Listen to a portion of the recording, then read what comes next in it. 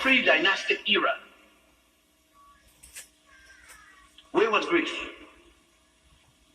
Where was Etrusca that later became Rome? They don't tell you about this, do they? They don't tell you anything about this aspect of the African, because it's not slavery. It doesn't deal with Amos and Andy.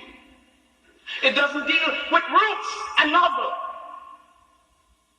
which they got you to believe had something to do with your history. They couldn't do this because they did not. Where were they when you were dealing with astronomy? That's the movement of the stars and the other planets related thereto. And astrology, I'm not talking no nonsense about when your girlfriend planet is down in Pluto and something. That's ignorance. Downright premeditated ignorance. Even a jackass wouldn't follow that. And some of you wouldn't come out of the house unless you read horoscope.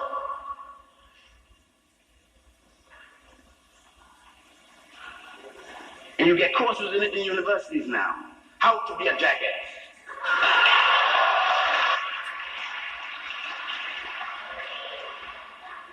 Let us get it down.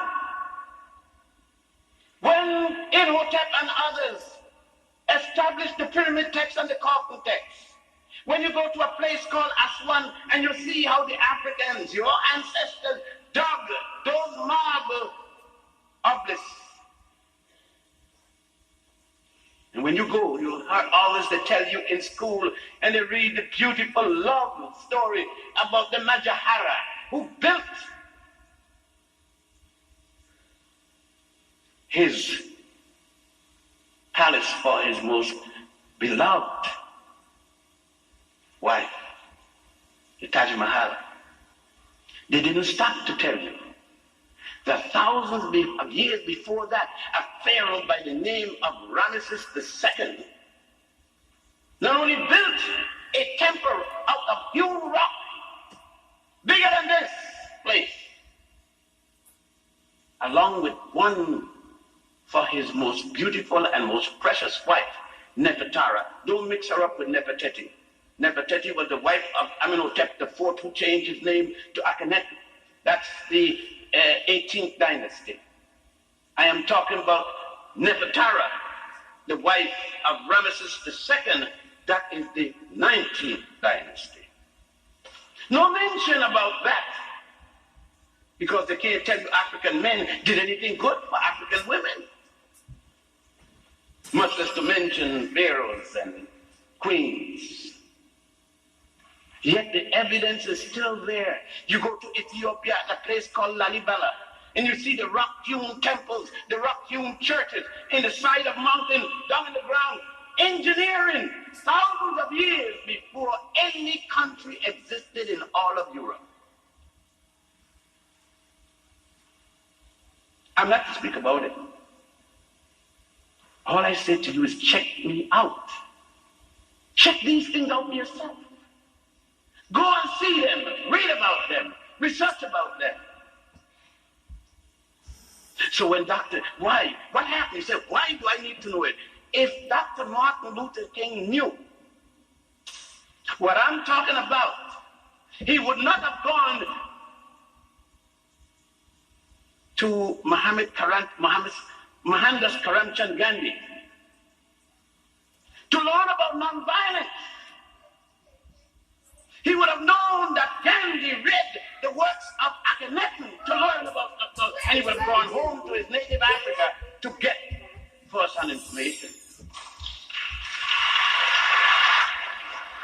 But they kept the teachings from in all the universities, even when he went to University of Massachusetts, BU rather, with Dr. Harmon and others up there. They didn't tell him about Akhenaten, because you see, they don't talk about Akhenaten because Akhenaten talked about monotheism. He died before Moses was born, preaching monotheism, the worship of the God Aten, A-T-E-N. He taught about the Trinity of God. And you could go at a temple called the Temple of Luxor and see on the wall the Trinitarian concept 3,000 years before Jesus, Mary, and Joseph. But they couldn't teach Akhenaten. They couldn't teach these things because then you would question what is being taught to you now in theosophy, in theology, in philosophy.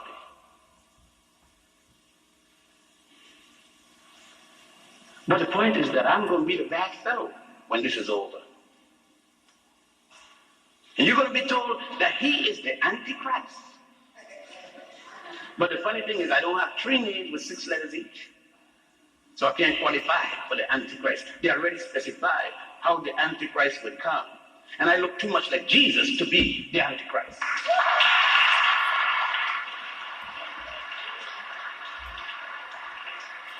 Oh yeah! What happened to Jesus since he got blunt? When ask your professor of theology how Jesus got blunt. Ask your professor if it was not until Michelangelo was commissioned by Pope Julius II in 1509 to draw what he believed the Holy Family looked like, that he took his uncle's son, and his uncle's wife, and used them as the model, and that became Mary, Jesus, and Joseph. Up until that time, it was the Black Madonna and Child, which the present Pope went back twice to his native land to worship at the feet of the Black Madonna and Child. You see, the racism hadn't hit Europe yet. So it wasn't necessary to get rid of the black color of Mary, which you now say. When you don't want to say Jesus was black, you say he had no color. If he had no color, how did John the Baptist see him to baptize him? Talking about baptismal, you should go to the temples there and see baptism of the pharaohs thousands of years before Jesus.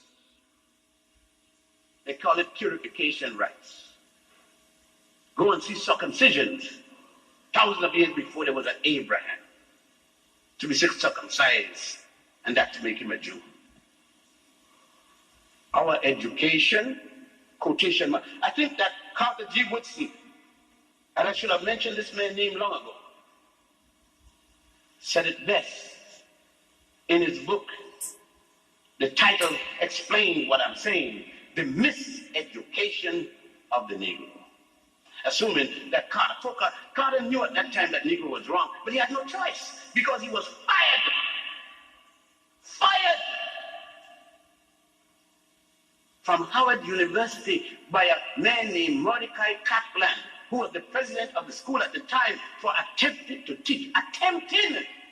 to introduce a course in African history in a black school.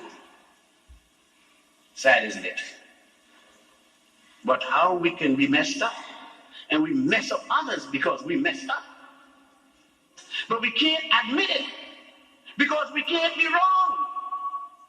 We have to always have a theory and tell the student it's a fact for all things. It's like the other day I heard a woman talking, oh God, my daughter got an illegitimate child. So what happened to the child? You didn't have a law book? Illegitimate child. And I wanted to know what was that. So I went to the hospital to see what was wrong with the child. I said, did the child got a mother and a father that had sex with a penis and a vagina? What's wrong with the child? Well, she didn't have a marriage certificate. I said, what that have to do with child? Do you know that Jesus and that Mary and Joseph wasn't married?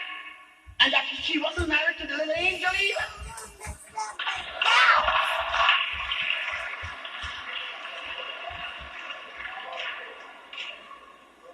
But you go around calling each other bastard and illegitimate.